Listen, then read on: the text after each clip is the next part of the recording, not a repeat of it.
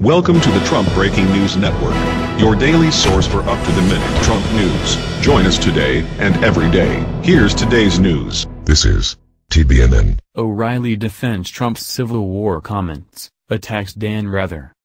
By Joe Concha.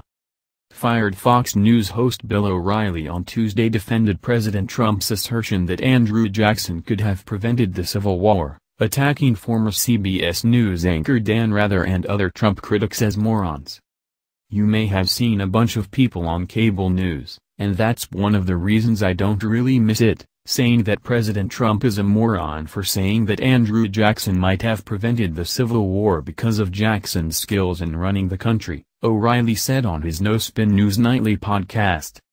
So Dan Rather, who knows very little about history, and others go out and they hammer Trump like he's a moron.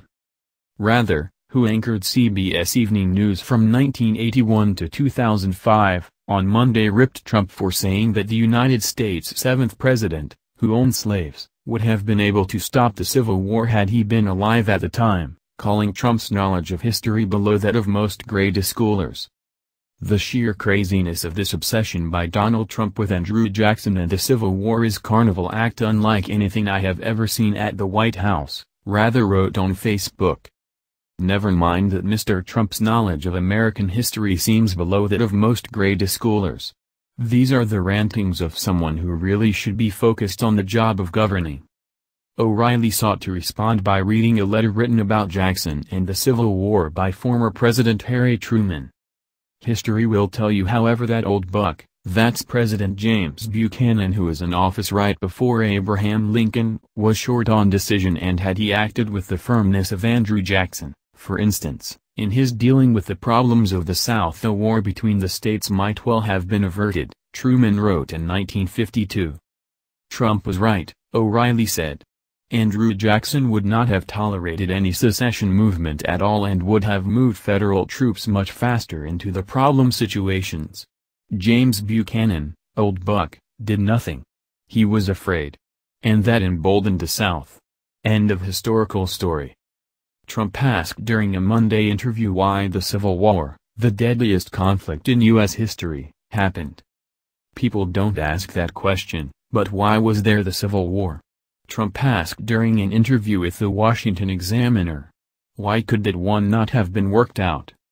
I mean, had Andrew Jackson been a little bit later, you wouldn't have had the Civil War, Trump added.